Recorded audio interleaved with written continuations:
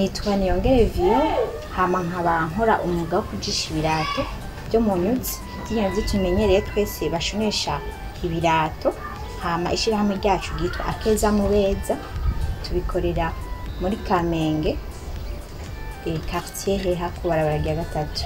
Umwuga wo kujisha ibirato nawutanguye mu 2016 ntejeje ishuri rya kaminuza, ariko imbere yaho ibintu byo kujisha navuga ati byari mu maraso yanje. Tuciga mu mashuri y'intango muri primaire, donc twese twarakunda kugira ibintu by'inkino, tukaze turahindagura inkino. Hari gihe twaharara gusimba imigozi cyangwa ugasanga twaharaye kujisha. Rero nico gihe je naciye menyera umwuga wo kujisha, tukajisha utuntu tw'udushikafu, utujipo tw'abana duhuzu, ariko bicarira ngaho. Rero ngeze muri kaminuza ntejeje, kubera ntaciye nshoka ndonka akazi ka leta, niho mu mutwe haciye havuma hazayo ibintu nokora. Ndacuruza impuzu, ndiko ndacuruza impuzu ngaho onye. Ikintu ca mbere catanguye kumpamagara gukora ibirato, sinari nzi ko dushobora kuronka amabara atandukanye. Je narimenyereye urunyuzi rwera n'urwirabura, ariko ndiko ndatembera mu Ruvumera nsanga bobo barafise inyuzi zitandukanye. Ntashe vyangumye mu mutwe, ncanguma niyumvira ati iki kintu ndashobora kugikoramo ikintu ciza abantu bose bagahurumbira. Cantangura gukora utuntu two ku maboko, nkaza ndagurisha 1000, 500 bivanye n'ico umuntu aba yasavye. Mu nyuma yaho uvuye ku maboko ndabona ati noshamo n'amahereni, ariko aho nabifatikanya no gucuruza za mpuzu. Ego nkaza ndabikora mu kurindira ko abakiriya baza kunshorera. Nyuma yaho rero ncavuga ati iki kintu niko ndacihweza ubukomezi nashaka gukora mu kirato umuntu agashobora kwambara. Ndagenda ndatamuhira ndababwira ati je ngomba nkore ibirato byo mu nyuzi. Mama twabana aratangura ati we wakoze ibintu je kubera mu bisanzwe na sinigeze mbaho ndi umuntu akunda kwicara, ndi umuntu akunda kuguma ashaka kumenya ikintu cyacu cyose, kujisha inkoko, kugira iki byose nashaka kubimenya. Cangira ati we rero wabaye wagumye ushaka gukora utuntu twose kuva kera mu gomba kuri ibirato, ari umuntu bakwambara ikirato cyo mu nyuzi agatambuka. Ntibibaho. Sawa, ntabwo ati sawa girika nzobereka. Gusa ikibazo nari mfise sinabona aho nshaka gukura italo. Hejuru nabona ko nshobora kugira na model donc design shaka, muga rero ntabwo ati azobinyuza kuki. Canje ngaho shavuga ati nzoshanza ndagenda mu isoko ngure ibirato. Bijya birato nko mu Kamenge turamenyereye bagira ibirato ngo sol de sol. Nkavuga ati nzoshanza nkora italo, mbona ati yacyari rachafise umubiri mwiza bari wenda ndacomeka ko ya migozi. Candatangura uko mugabo nameze kugira iyo ide nacengera ndatembera nze abandi bantu bashaka ko bakora ibirato bakoresha amatalo ya gute n'iki. Cyo ndagenda kubara rya gatandatu ndabona undi muntu akore udusanda, ariko we akoresha hejuru amarasi. Sinzi kumaze mumaze kubona ututunzi. Hama ndabona agatalo akoresha, ndakabonye ico cari kimwe. Ishobora guteranya ikirato gute ko kuva je mvuka akirato nabigire nkora no gushana ikirato ntabizi gufata urushinge. Ibyo bigiye aho canda taha ndagura indamaze ati yo talo muyigurira hehe, arambira kuri Kotebu. Ndakigura ndakibika mu nzu, gusa sinashaka kubona uko nshaka kubiteranya. Ndagenda ndamubaza ndamwereka nawe imigozi ko nshaka ati je nanje ntabyo nshobora, ntabyo mbona. Ndagenda no kurinda ati ntabyo mbona, yamara ndabwira ati tubora nkuko, kubera narumva mu mutwe ko nimenga ico kirato no gikora kikaza. Ndamubwira ati tubora nkuko, hama dukora ikirato kimwe. Ndakora ikirato kimwe gusa, ndatamuhira nishima ndyohewe. Ati mwabonye cya kirato, ati ibyo ntibibaho, ndambara kari kambereye cyane cyane. Hama ncavuga ati nubuguka no intuze buhinga ngo kanabumenya burakaramba. Je WhatsApp niyo ya mbere novuga ati yatangiye kunshira habona. Ndakora ico kirato ndafotora, abantu bose batangura kumbaza ati ico kirato wagikoreye hehe. Umuntu wa mbere yatanguye kunshora ikirato cyonje ni muri amukazanje, yashavuga ati wapi turatubesha ibyo dukoreye natwe turabe. Ndagikora ndamwungikira, maze kumwungikira kimwe abandi baba barabuze ati ico kirato natwe turagikeneye.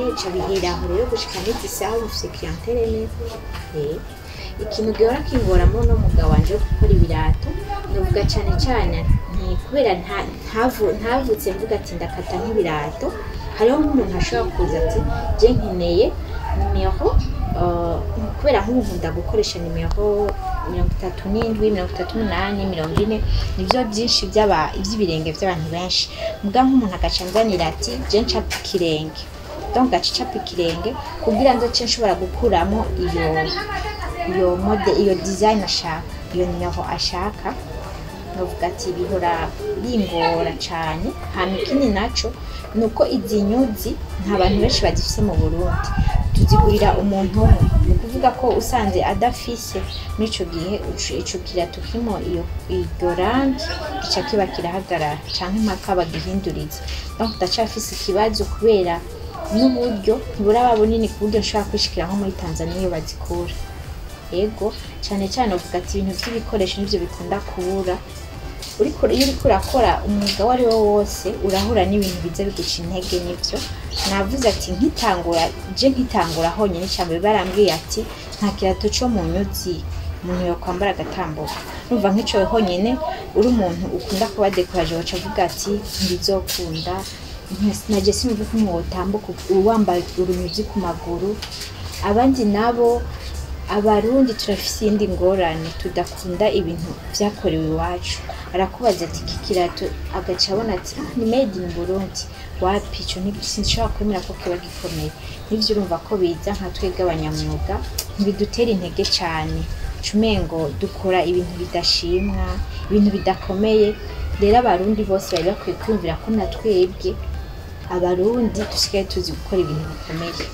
Yego si ibintu byo kugisha ibirato n'ivyo vyambeje. Nabikoze imyaka, nabitanguye muri 2016 gushika 2018, naciye ndonka amande yaho akazi. Yego ndakora muri leta kandi mu gisata ca inspection générale la fonction publique. Yego turi batandatu, harimo abahungu babiri abandi n'abakobwa bafasha ibintu byo kujisha. Yego abafise n'undi agira indwi ajeje marketing, donc aguma publier kugira turinde n'isoko. Yego ico kogwa kugira mu Burundi umunyamuga wese abesheho n'umuga afise, urumva ko kugira ntibikubesheho ni kuvuga ko bufise umutaho uri hasi. Nohimiriza leta kwankohaja cyane abantu b'abanyamyuga ikabashira hejuru ku buryo n'umuntu wese aba ari karakora utuntu twiriwe bamushigikira, bakabona ati uwo muntu ariko aragerageza kuzana iterambere mu gihugu. Narirya akazi ka leta gasigaye kagoye, aciyongera ahimiriza abantu bose bakore mu mitwe ngo nta kazi kahari. Akazi kaba kahari gusa ntituzi kukarondera, ntituzi kukironderera. Ubwo umurondera ati nakazompamagare, nanje ndashobora kurondera akazi nkagahereza n'abandi bose baba bagakeneye, comme ça twese ugasanga nta muntu n'umwe akibayeho wicaye. Yego ikintu hamwe umuntu wese yayifuza gutanga uno mwuga ariko ubwoba kubera na Dion cangira ubwoba ngo nta mutahe mfise sinari gutangura. Natanguje urunyuzi rutarenga rumwe. Urunyuzi ico gihe gwari igihombi, urumva ko atamutahe munini byantwaye. Italo sinagiye ngura cose kubera bagurisha ku metero. Natanguye gatoya ko guhera ku nyine kintango ese, ariko ico kimwe nico cagiye kiranzanira n'ibindi. Donc bose nabahanura ati bareke ubwoba kubera twese twisho intango turazikigora, mugabo tuca tugira ubwoba ati sinzoro nkiyo nkura amahera, sinzoro nkiyo nkuri kiniki.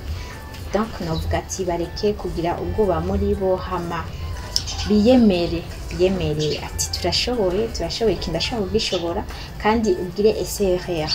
Apana pucureke ikintu waciyumviriye ngo sinzo gushobora, hari igihe wasanga unagishoboye ukaba na meilleur burya gitanguje.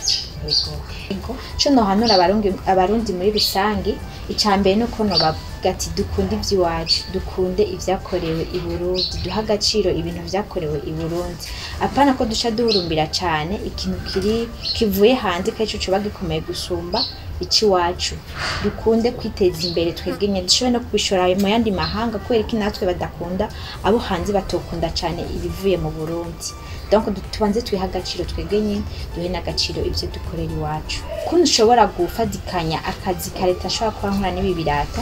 Naragiye ngaho urumva ko nari imaze imyaka myinshi nkora nka mukuru wanje twarabana. Donc novuga ati turababana ntahari, ndashaka kuvuga ati aha anye ari amejere yo kuza ku support ikintu cyose cyo baje ntahari. donc arabimenyereye cyane, ari mu bantu twitwa ko twari umuntu wa mbere naciye ntangura kuvyizaniwe kubera we yari yakoze atazi no kujisha na heri yazeho, ariko acarabimenya. Ubu naho naba ndi hehe ndaba à l'aise nkaba stable, nkavuga ati ikintu cyose kiza kuza kiba aragishoboye. Kenshi abantu b'abagore n'abakobwa badakunda gukora nk'imyuga usanga baza barahura n'ubucafu n'ibintu birasaba ingufu.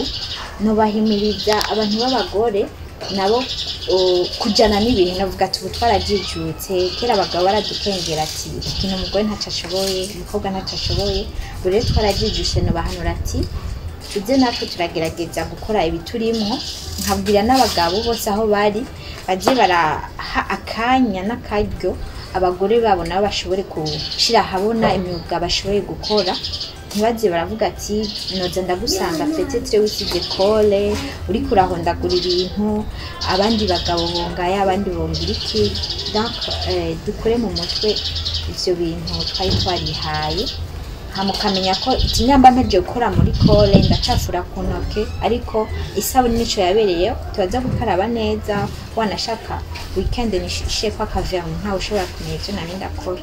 Gushika ubu jewe aho mbaye naho nubatse ugwanje, muganda novuga ati ndacara umugeni maze ukwezi kumwe nubatse.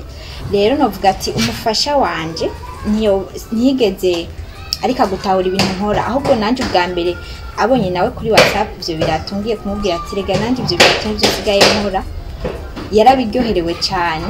Ahubwo acavuga ati reka turabukuntu twagura, kubera wewe yarasanzwe ari Gitega ati ahubwo uraraba shawe cuza nini Gitega udiforme hama nanje cengira agence Igitega. Acaragenda kubikora, umva ko yateye abitahura aterashikira gushika n'isaha turi kumwe. Iyo yarose akanya aramfasha ivyo bintu by'ibirato, naciye ndamuforma nawe arabimenya nk'ibintu byo gukata amatalo. Ubu nanje yaciye ahubwo andomina, navuga ati nsigaye nje kubaza ibibazo iwe ibintu bijanye n'amatalo.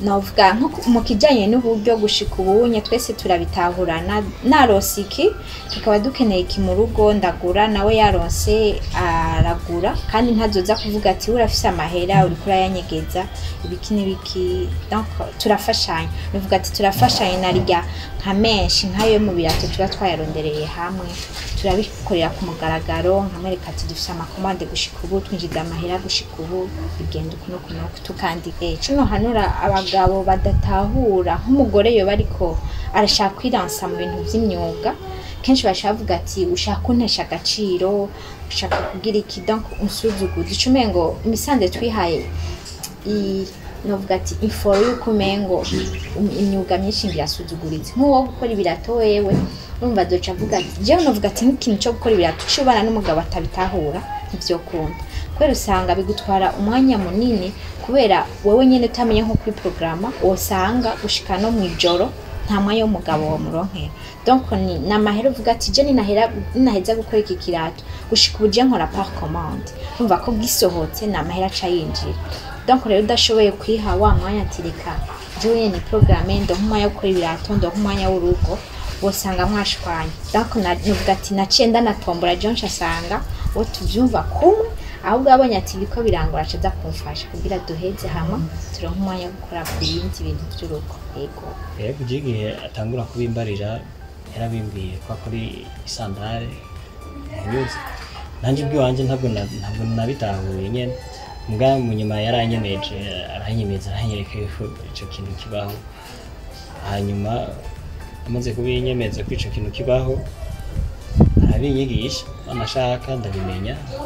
Je nanje ko sinkunda ibintu byo kwicara nyene sinakunda ibintu byo kwicara byo kwirera ibintu nyene byabibona nyene vy'ubunebwe navyo nakunda.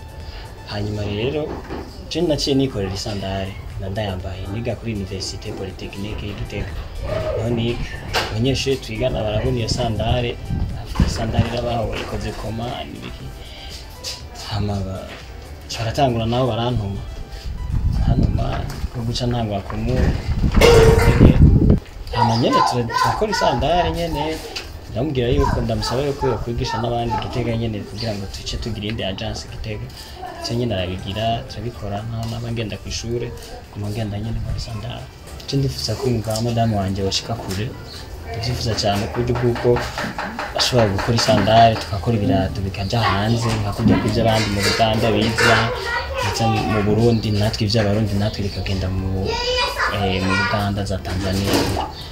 Ishino bahanura nuko bo ivyo bintu izo mentalite bishiramwo umva guma bishiramo umva ngo abagabo nibo bashoboye gusa nebanze bamenye ko n'abagore nabo barashoboye. Rero hanyuma bamaze kuba bashoboye nyimba ubona yuko umudamu wawe ariko arakora ibintu byo bishoboka bibaho muhe akanya bikore kuko ni inyungu ya mwese, si inyungu yiwe, ni inyungu ya mwese.